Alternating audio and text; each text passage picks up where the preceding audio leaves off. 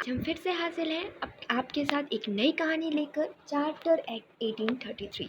इससे पहले हम लोगों ने बहुत सारे टॉपिक्स अपने कंप्लीट किए हैं। लाइक हम लोगों ने पढ़ा था रेगुलेटिंग एक्ट के बारे में, हम लोगों ने पढ़ा था। उसके बाद हम लोगों ने ड्रॉबैक्स ऑफ रेगुलेटिंग एक्ट पढ़ा, उसके बाद सेटलमेंट एक्ट पढ़ा। फिट्स इंडिया एक्ट के बाद हम लोग 1833 में आए और उसके बाद हम आज का जो हमारा टॉपिक है वो 1833 का चार्टर एक्ट है। अगर आपने इन सब वीडियोज़ को नहीं देखा है तो प्लीज़ मैं यही कहूँगी कि पहले इन वीडियोस को देख लीजिए, उसके बाद आप आगे बढ़िए। आइए चलते हैं, आज हम लोग एक नई स्टोरी की शुरुआत करते हैं, चार्टर एक्ट 1833। तो चार्टर एक्ट 1833 को पढ़ने के लिए एक बहुत पेशेंस की ज़रूरत है, क्योंकि ये बहुत इंपॉर्टेंट हमारा एक्ट है।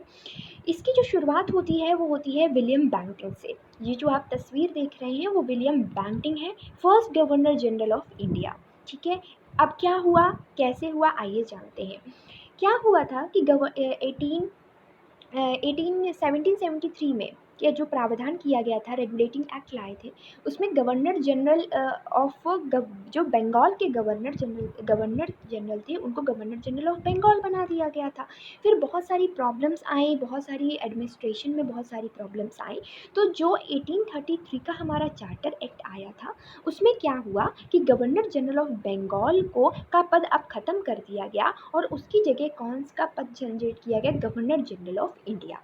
अब गवर्नर जनरल ऑफ बंगाल नहीं होते थे, अब क्या होते थे, गवर्नर जनरल ऑफ इंडिया। और पहले गवर्नर जनरल ऑफ इंडिया कौन थे, विलियम बैंटिंग। ये चीज़ आप ध्यान रखिएगा। देखिए यहाँ पे आप इनकी तस्वीर देख पा रहे हैं ना, विलियम बैंटिंग। तो ये तो हमारा पहला प्रावधान था 1833 का एक्ट का। दूसरा प्रावधान क्या था, ये देखिए, जो हम लोगों ने अभी पढ़ा था इससे पहले 1813 का चार्टर एक्ट पढ़ा था, तो उसमें हम लोगों ने देखा था कि जो एडमिनिस्ट्रेशन था, जो कंट्रोलिंग थी, उसमें किसी भी तरह का चेंजमेंट नहीं किया गया था। गवर्नर जनरल की जो काउंसिल थी उसमें 3 लोग थे, ठीक है। लेकिन चूंकि अब क्या हो गया है कि गवर्नर जनरल ऑफ बंगाल का पद खत्म हो गया है और उनकी जगह कौन सा पद सृजित हुआ है, गवर्नर जनरल ऑफ इंडिया का। तो इसमें भी कुछ चेंजमेंट किए जाएंगे, तो बहुत ध्यान से देखिएगा क्या क्या चेंजमेंट किए गए। गवर्नर जनरल की ये जो 3 लोग थे ये तो सेम रहे, ठीक। इनकी जगह एक नया जो व्यक्ति है उसको इनकी काउंसिल में इंक्लूड किया गया और इस नए व्यक्ति का क्या नाम था, लॉर्ड मैकाले। लॉर्ड मैकाले जो थे विधि के बहुत अच्छे ज्ञाता थे, एक एडवोकेट थे। तो ब्रिटिश गवर्नमेंट ने क्या सोचा कि ऐसा करते हैं कि हम एक विधि के अच्छे ज्ञाता को, जो एडवोकेट में जानता हो, जो लॉज को जानता हो, एक ऐसे व्यक्ति को भी काउंसिल में इंट्रोड्यूस करते हैं, ताकि जो भी ये लोग लॉ पास करेंगे वो बिल्कुल लॉ के अकॉर्डिंग होगा और वो ये जो लॉर्ड मैकाले हैं वो उन्हें एडवाइस भी दे पाएंगे। तो समझ में आया कि 1833 के जो चार्टर एक्ट आया उसमें एक नए व्यक्ति को इंट्रोड्यूस किया गया काउंसिल में, जिसका क्या नाम था, लॉर्ड मैकाले। अच्छा, इससे पहले क्या होता था कि इनकी जो काउंसिल थी वो गवर्नर जनरल की काउंसिल कहलाती थी, लेकिन अब ये काउंसिल क्या कहलाने लगी, इंडियन काउंसिल कहलाने लगी। समझ में आया जी। अब आगे चलते हैं, इसके नेक्स्ट प्रावधान क्या थे। नेक्स्ट प्रावधान 1833 का ये था कि laws made by the council of governor general या इंडियन काउंसिल। अब क्या कहा गया कि जो भी गवर्नर जनरल और उनके काउंसिल के सदस्य लॉ बनाएंगे उसको ब्रिटिश पार्लियामेंट से पास होना जरूरी हो जाएगा।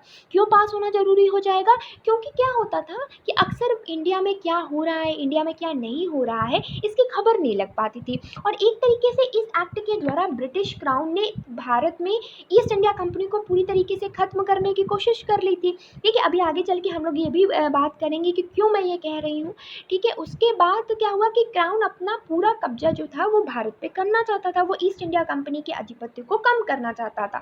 तो क्या हुआ कि उन्होंने कहा कि नहीं, जो भी गवर्नर जनरल है उनकी जो लॉ पास करेंगे वो पहले उसके बाद ब्रिटिश पार्लियामेंट से पास होंगे, ताकि ब्रिटिश सरकार को भी ये पता चले कि आखिर इंडिया में हो क्या रहा है। और यही कारण है कि 1833 से पहले गवर्नर जनरल की काउंसिल ने जिसने लॉ और नियम बताए थे उनको रेगुलेशन कहते थे, अधिनियम बोलते थे, ठीक है।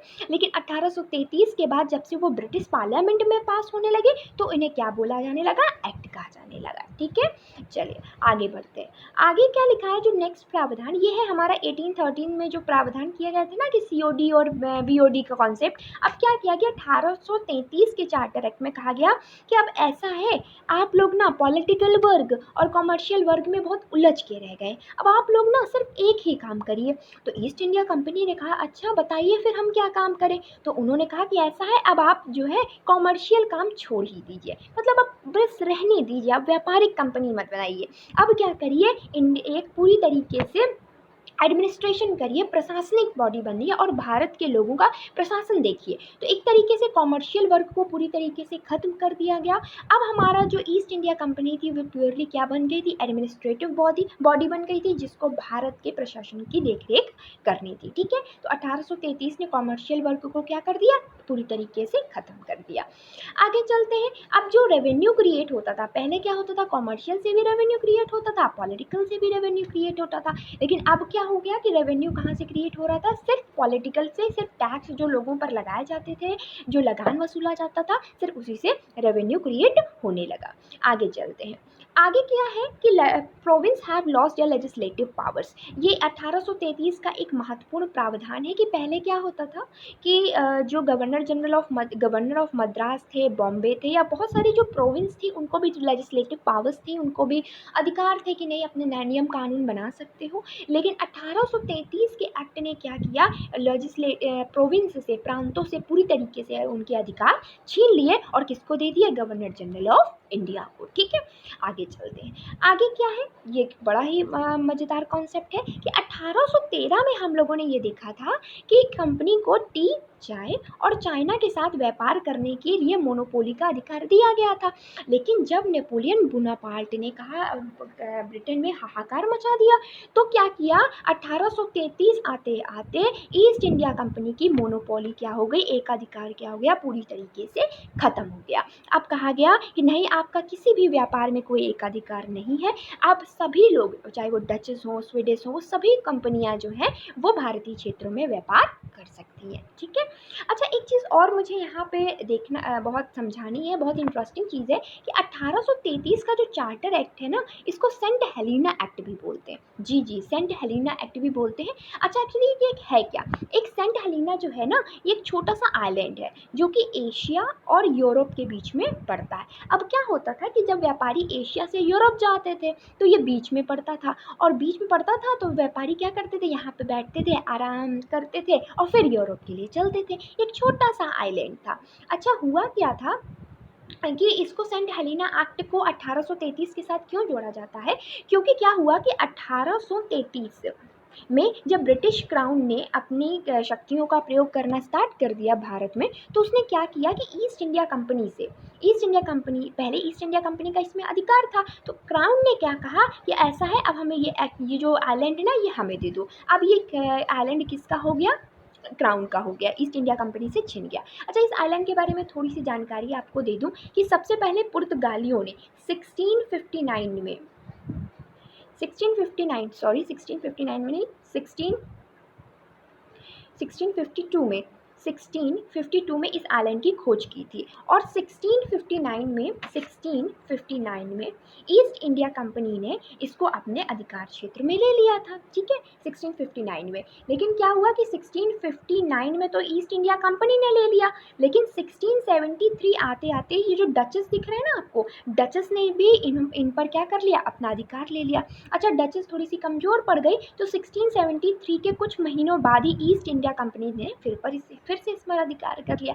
अच्छा ये जो आपको तस्वीर दिख रही है ना, ये नेपोलियन बोनापार्ट है। आपको कुछ याद आ रहा होगा कि नेपोलियन बोनापार्ट की 1815 में इसी ये जो हमारा सेंट हेलिना आइलैंड है ना, इसी में इसको कैद कर लिया गया था, और सन 1821 में इनकी इसी में मौत हो गई थी। ठीक है, तो अब आपको पता चला कि 1833 का एक्ट कितना महत्वपूर्ण था, बहुत ही ज़्यादा महत्वपूर्ण था। इसने कई मायनों में चीज़ों को चेंज किया। लाइक इसको 1833 के एक्ट को सेंट हेलिना एक्ट बोलते हैं। सेंट हेलिना एक्ट ने मोनोपोली को हमेशा के लिए ख़त्म कर दिया। सेंट हेलिना एक्ट ने प्रांतों से लेजिस्लेटिव पावर्स को छीन लिया। गया। सेंट हेलेना एक्ट ने कॉमर्शियल वर्क्स को ख़त्म कर दिया, अब सिर्फ पॉलिटिकल वर्क्स होते थे, क्योंकि ईस्ट इंडिया कंपनी अब पूरी तरीके से क्या बन गई थी, एडमिनिस्ट्रेटिव बॉडी बन गई थी। सेंट हेलेना एक्ट 1833 का जो एक्ट था उसने ये बताया था कि अब जो गवर्नर जनरल की काउंसिल जो बिल पास करेगी, अब वो ब्रिटिश पार्लियामेंट से भी पास होना ज़रूरी है। इसीलिए अब इससे 1833 के बाद जितने भी लॉ पारित होंगे उनको क्या कहा जाएगा, एक्ट कहा जाएगा। 1833 के ही चार्टर एक्ट में एक नया व्यक्ति शामिल हुआ था जिसको क्या जिनका क्या नाम था, लॉर्ड मैकेले नाम था।